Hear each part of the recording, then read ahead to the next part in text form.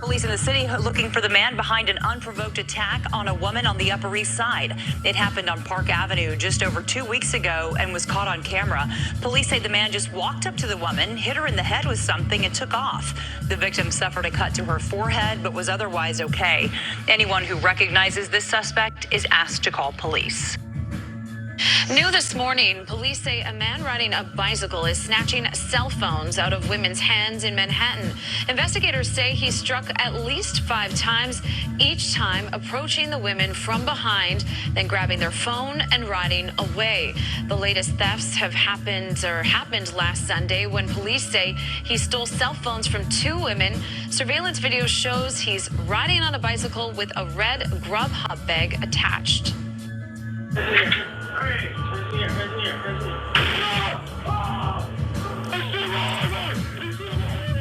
A robbery suspect shot and wounded when an employee at a Norco market didn't hesitate to protect his business from a would-be crook. That robbery now under investigation. Let's go live to Gina Silva in Norco with the latest, and the age here is interesting as well. Gina. 10-month-old baby is in the hospital in Kensington after she was shot in the hand. Good evening, I'm Joe Holden. Police say an argument happened this morning after family of that baby was celebrating a wedding. Eyewitness News reporter Ryan Hughes just spoke with the baby's mother exclusively. He's live outside police headquarters with the full story. Ryan, good evening. Joe, good evening. That mother tells me she was holding her baby in her arms when that shooting happened, and had she not run out of the way or ducked for cover, she fears this could have been a much different story. Tonight, that shooter has not been arrested, and the baby's mom tells me it was her new stepdad who allegedly fired those shots. Happened so fast, I didn't think he would do it, you know? Kilianis Isaac still had her baby's blood stained on her shirt as she spoke exclusively with CBS 3 after rushing her 10-month-old Jay Lianis to St. Christopher's Hospital. The baby's hand was grazed by a bullet Sunday morning outside their home at the corner of Ontario and Emerald Streets in Kensington. She was crying, she was just crying, and I just happened to look and I see all this blood on my shirt. It's really bad. Outside the home, you could see an empty bottle of alcohol on the sidewalk and other bottles on the bar under a tent in the backyard. Kilianis says her mother got married Saturday and the reception was at the house. But around 10:30 Sunday morning, Kilianis says she got into an argument with her stepdad after he started to act inappropriately. So she told her mom, the new bride, what happened.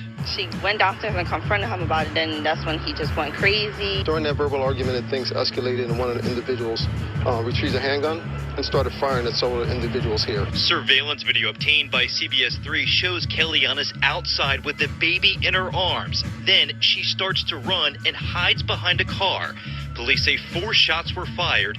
Little Jay Lianis was struck in the hand, and the shooter took off down the street. I just want justice for my baby girl. I need them to find him, because I feel as though if they don't, something else will happen.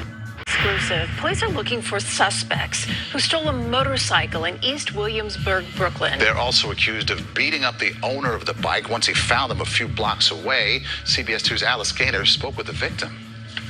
Dude, don't touch it. No, it's mine. Okay.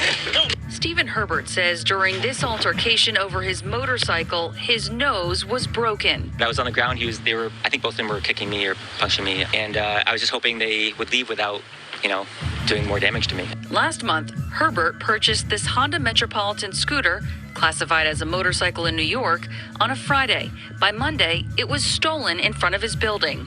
He says he had an Apple AirTag on it, so he rode with police while following along with the GPS tracker, but they did not locate it. The next day, he checked the tracking. I just wanted to see it with my own eyes, so I just went out and found it, and the guy was about to hop on it and drive away, so I was like, I didn't have a chance to think. I just confronted him, and I said, no, this is mine, don't touch it. And he said, no, I have the title, I have everything. I'm like, okay, let's wait for the police, and then he ran. and his friend was there, but then, 15 seconds later, he came back. This happened on Thursday, July 14th, just before 2 p.m. at 193 Knickerbocker Avenue. So far, police have not located the motorcycle. New York neighborhood of multi-family row houses where a lot of the people here have lived here for years and they all know each other. But neighbors here are on edge after this early morning attack on Saturday to a woman who was just walking her dog. Now, in this surveillance video, you see the male suspect rush up to a 30-year-old woman who was walking her dog about 8:25 Saturday morning. Police say he put her in a chokehold, forced her to the ground while continuing to choke her, then performed a sex act over her clothing. The NYPD says it happened near Woodbine Street and Ridgewood Place. NYPD crime statistics show that the number of rapes in the 83rd precinct here so far this year is actually one less than for the same time period last year, 19 down from 20. The attacker fled on foot eastbound on Woodbine Street, according to police. Residents of the community, though, are not taking any chances, and here's what some of the women here told us. I'm scared. I have 2 girls. I have to keep them super close to me now. I can't keep my eye off of them. This was known to be like a nice, quiet neighborhood. Everybody's nice to each other, and now I feel like I'm scared to step out, like I'm running into my car. Well, you always take some sort of precaution anywhere, But there's crazy people out there.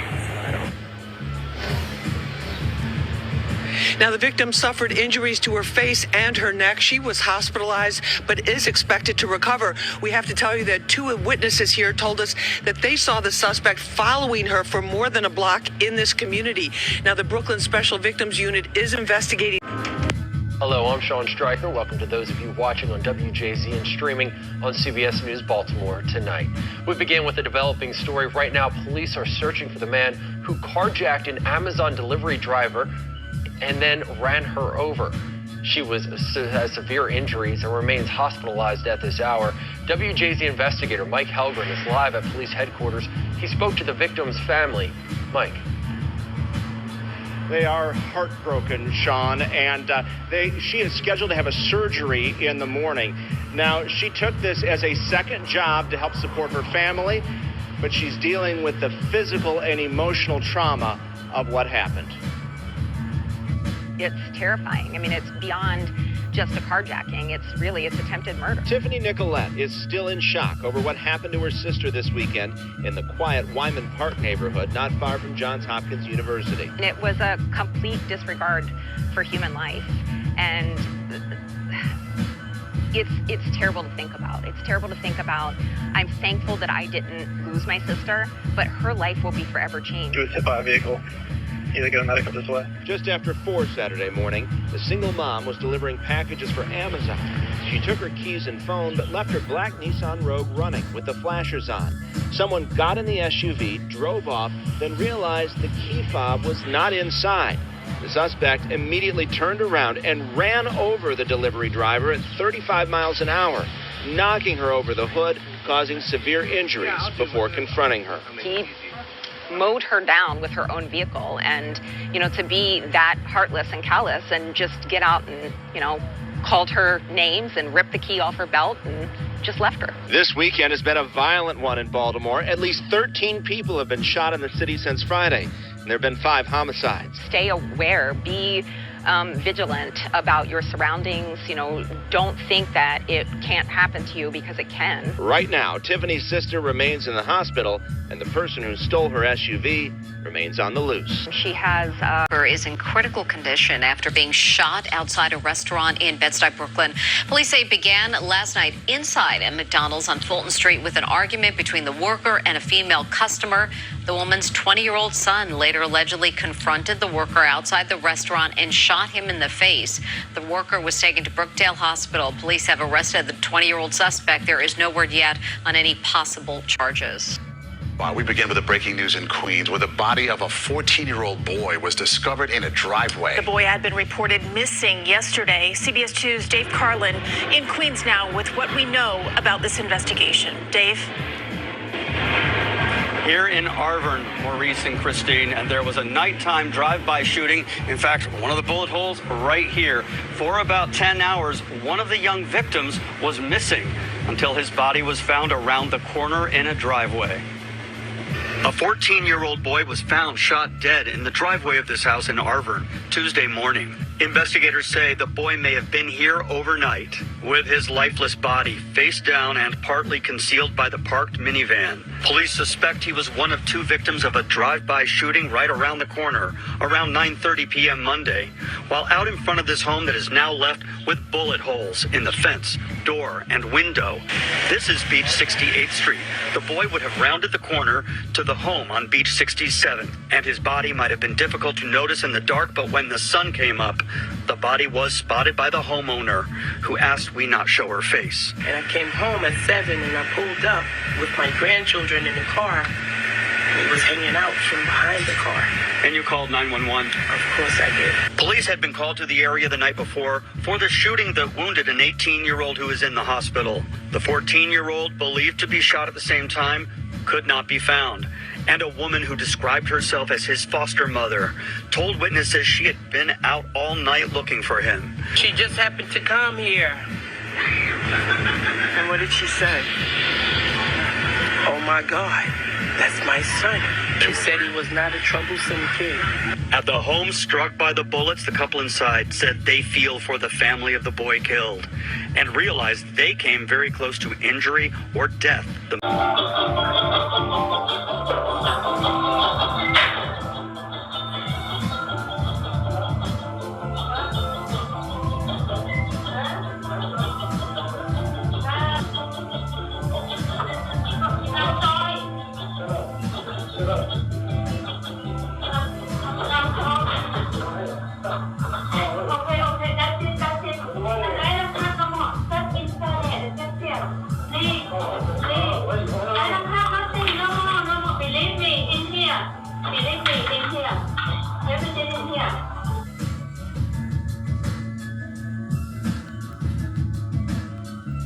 If you know someone who has a beard, taking good care of it can be a challenge. Down to at noon, we're learning more about a murder in Mineola. A woman killed in her apartment last week.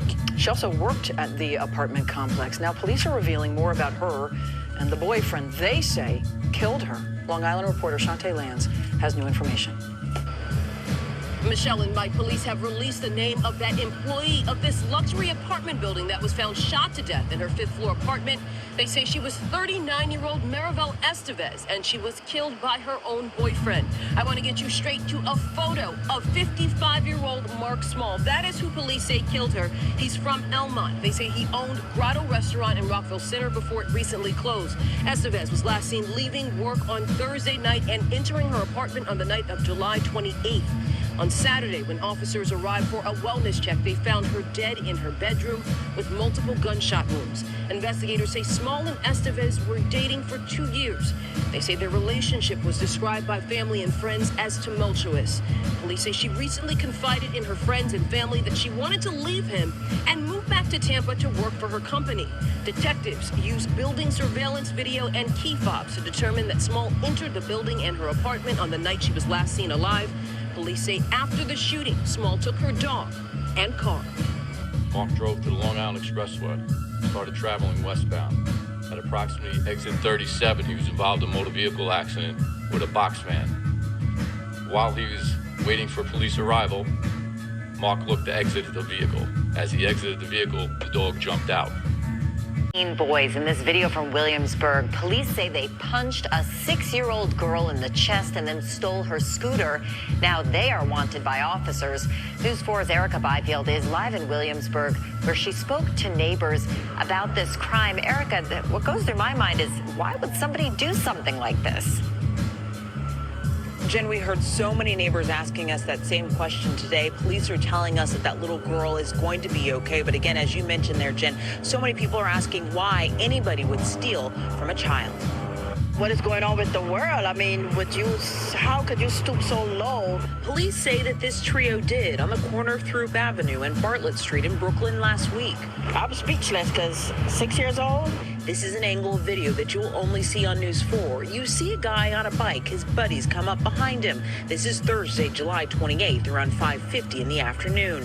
Eventually, those teens turn left. Detectives say that seconds later, they encountered a 6-year-old girl One of them punched her in the chest. Then the other two swooped in and stole her Razor scooter. The video picks up again as they race down Thorpe.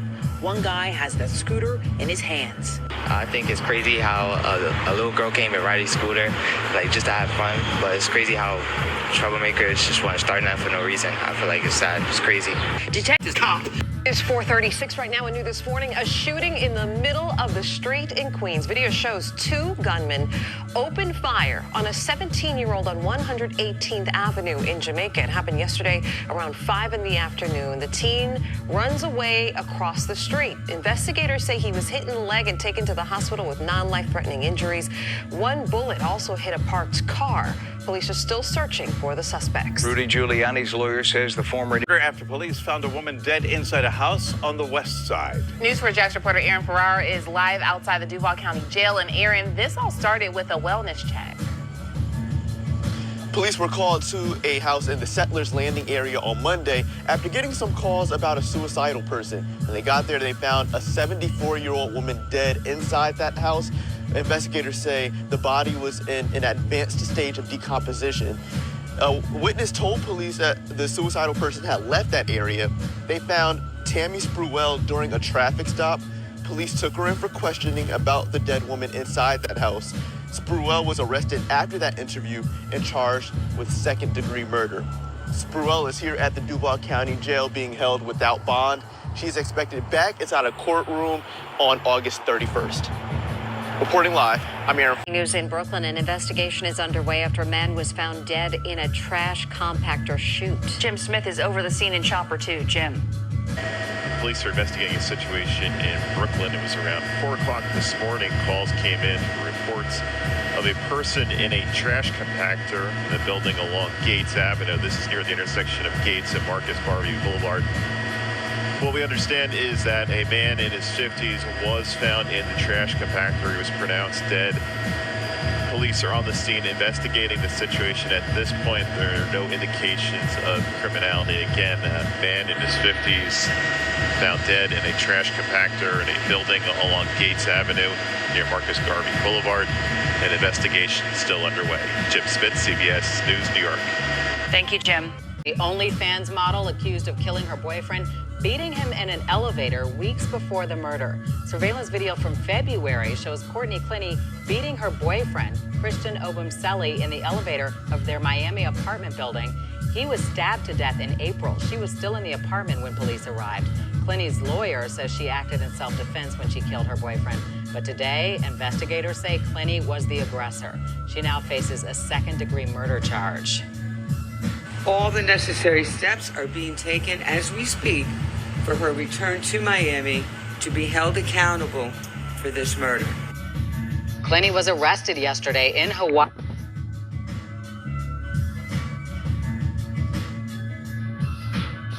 And will be extradited to Florida. Just how long do you think it takes to steal $2 million? Well, for this group of thieves with hammers in the Bronx, they managed to do it in about 21 seconds. The first guy checks to make sure the coast is clear and then opens the door for his friends to make a mad dash for all the high-priced jewelry they can stuff into their pockets. This wild heist you're watching happened about a week ago in the Bronx's Rocco's Jewelry, all in broad daylight and in a very busy area. We were impacted with Rocco's Jewelry robbery this past weekend. It was crazy to see how somebody can do something in 30 seconds. City store owners tell us they're outraged that more isn't being done to crack down on what they say is an explosion in major crime, up some 35% this year. Enough is enough. Law and order. That's what we need. It's on the books, law and order. Let's just enforce it. It has become abundantly clear that not only do we need to address bail reform on the state level, but we need to let the NYPD do their job. Mayor Eric Adams says he's heard the complaints and the demands for help. At a public conversation with the community in the Bronx on safety, Adams insisted he and his administration are still laser focused on bringing down crime rates across the board and across the boroughs. He believes that by creating more opportunities and more places to go for kids and teens, that'll solve a lot of crime issues in the long run. Every